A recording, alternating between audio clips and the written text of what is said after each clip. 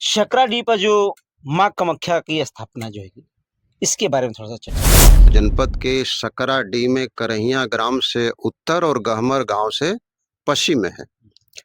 कामाख्या शब्द ही अपने आप में इसके अर्थ को स्पष्ट करता है।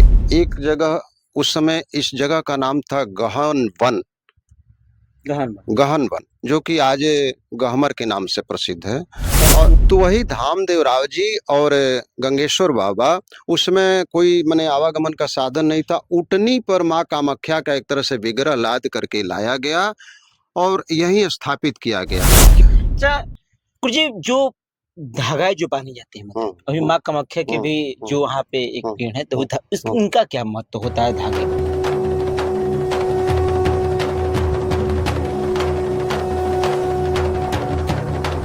गाजीपुर के जो जनपद हम लोग गाजीपुर जनपद है, उसमें शकराडी पर जो माँ कामाख्या की स्थापना जो है, इसके बारे में थोड़ा-सा चर्चा बता दीजिए।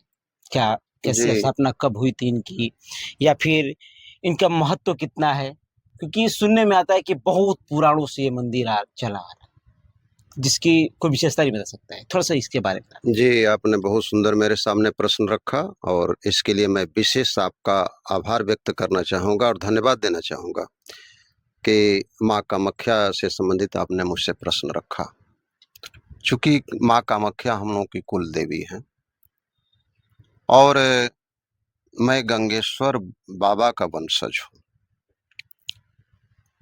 और पहले तो माँ कामाख्या के बारे में हम जानना चाहेंगे कि यदि देखा जाए तो पूर्वांचल में, आसाम में जो माँ कामाख्या का कामरूप में मंदिर है, उसके बाद यदि माँ कामाख्या का भव्य मंदिर कहीं है तो गाजीपुर जनपद के सकराडीह में करहिया ग्राम से उत्तर और गहमर गांव से पश्चिम में है। कामाख्या शब्द ही अपने आप में इसके अर्थ को स्पष्ट करता है। काम माने इच्छा होती है, मनोकामनाएं होती, और आख्या माने पूरी करने वाली। तो जो हमारी कामनाओं को पूरी कर दे वही कामाख्या है। रही बात दूसरी, कामाख्या देवी का नाम आसावरी माता हम पढ़े हैं और हम पाए भी हैं। हमारे पास सिकरवार राजपूतों का एक तरह से पुस्तक है और माँ कामाख्या का विग्रह, माँ कामाख्या की मूर्ति कहिए या विग्रह कहिए, जिस समय 1527 ईस्वी में 17 मार्च को अंतिम लड़ाई हुई थी। 17 मार्च सन 1527 ईस्वी में बाबर और धामदेवराव के बीच में जो युद्ध हुआ था, इसके बाद मुगलों का आतंक उस समय काफी चरम सीमा पर था और धामदेवराव जी, जो कि हमारे एक तरह से जजमान रहे हैं गंगेश्वर बाबा के, और गंगेश्वर बाबा उनके पुरोहित रह चुके हैं, और गंगेश्वर बाबा के दिशा निर्देशन में ही धामदेवराव जी, जो सिकरवार राजपूत हैं, एक बड़गुजरों की शाखा होती है, तो गंगेश्वर बाबा के निर्देशन में ही धामदेवराव जी माँ कामाख्या की उपासना करते। दोनों पुरोहित जजमान माँ कामाख्या के अनन्य भक्त थे। यहाँ तक हमने पढ़ा है कि माँ कामाख्या बाबा गंगेश्वर को स्वप्न में ही सारी बातें बता देती थी और वो फिर जाकर के लोगों के सामने उसको रखते थे और उसके अनुसार लोग अपना आचरण करते थे। तो जब 1527 ईस्वी में 17 मार्च को अंतिम युद्ध लड़ा गया और धामदेवराव जी वहां से अपनी सेना लाव लश्कर को लेकर के पूर्वांचल की ओर चल दिए।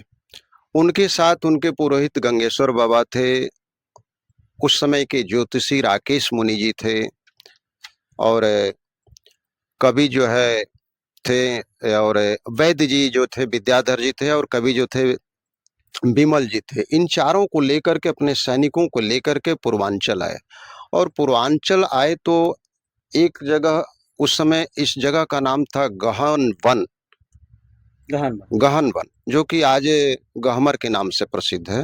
और हाँ, ये जो गहमर है वो गहन वन इसका प्राचीन नाम है। घनघोर जंगल था। और उस समय जब ये लोग आए तो यहाँ पर एक ऊंचा टीला मिला, जो कि सकराडीह या शिकारगढ़ या शंकरगढ़ के नाम से जाना जाता है।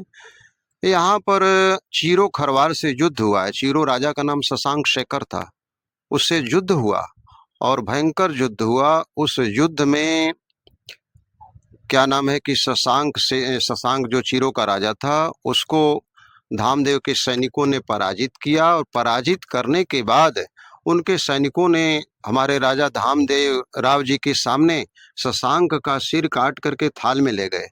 और इसके बाद वो लोग दिखाए कि देखिए, हम लोगों ने चीरों को यहाँ से पूरा एकदम सफाया कर दिया।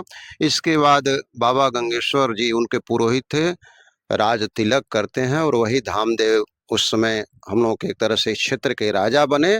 तो वही धामदेव राव जी और गंगेश्वर बाबा, उसमें कोई माने आवागमन का साधन नहीं था। ऊँटनी पर माँ कामाख्या का एक तरह से विग्रह लाद करके लाया गया और यहीं स्थापित किया गया। क्यों स्थापित किया गया? यहाँ जब लोग आए तो देखे कि एक बिल्ली का पीछा चूहा कर रहा है।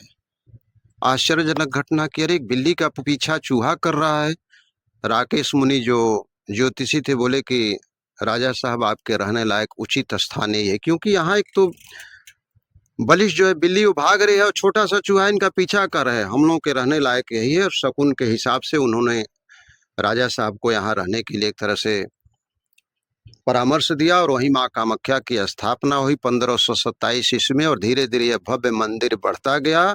और हम लोग 84 के पराशर गोत्रीय गंगेश्वर वंशीय उपाध्याय जी लोग एवं सिकरवार क्षत्रिय, ये 84 गांव में फैलते गए। और माँ का मंदिर भी जैसे हम लोग फैलते गए, जिस तरह से हम लोग आर्थिक दृष्टि से, सामाजिक दृष्टि से सुदृढ़ होते गए, उसी तरह से माँ का भव्य मंदिर भी इस तरह से विशाल होता गया। और आज माँ की एक तरह से अनुकंपा से, माँ की कृपा से हम लोग 84 गांव में खुशहाल हैं, सब सुखी हैं। इतना भव्य एक तरह से कहीं भी मंदिर इस पूर्वांचल में आपको देखने के लिए नहीं मिलेगा। गुरुजी, मंदिर जो है, जो मुझे मंदिर था, क्या शुरू से उसी जगह पे या फिर इसके स्थान में कोई बदलाव किया गया? नहीं, मंदिर तो वही जगह, उसी जगह पर है। और जब मैं बचपन में पढ़ता था, लगभग 8 या 10 में मैं पढ़ता था, मैं आकर के श्रमदान भी किया हूँ। लगभग मेरा भी उम्र कम से कम 58 वर्ष का हो चला है। और वहाँ हम लोगों ने जाकर श्रमदान किया है। माँ की पहले छोटी सी एक कोठरी थी, और वहीं एक बगल में मोटा नीम का पेड़ था।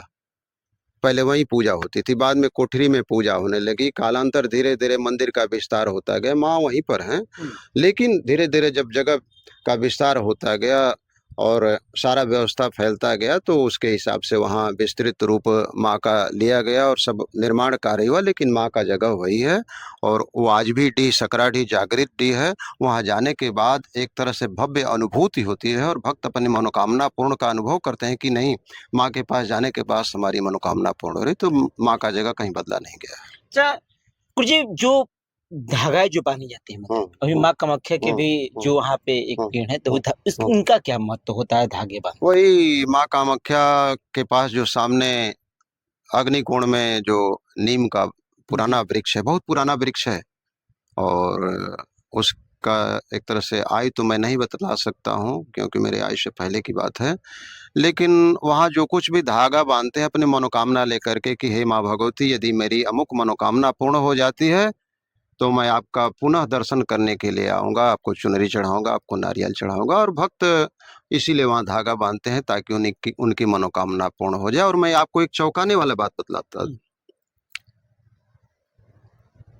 माँ का सर्वप्रथम पुजारी गंगेश्वर बाबा ही थे, और उसके बाद भी गंगेश्वर बाबा के ही वंशज ही उनके पुजारी रहे हैं। बाद में अब चूंकि हम अपना दान दक्षिणा हम कैसे अपने लेंगे, बाद में अन्य क्षेत्र के कुल पुरोहितों को बुला करके रखा गया, और इसके बाद वो लोग पूजा पाठ बहुत ही तन मन धन से कर रहे हैं, और माँ की सबके ऊपर भव्य कृपा बनी हुई है।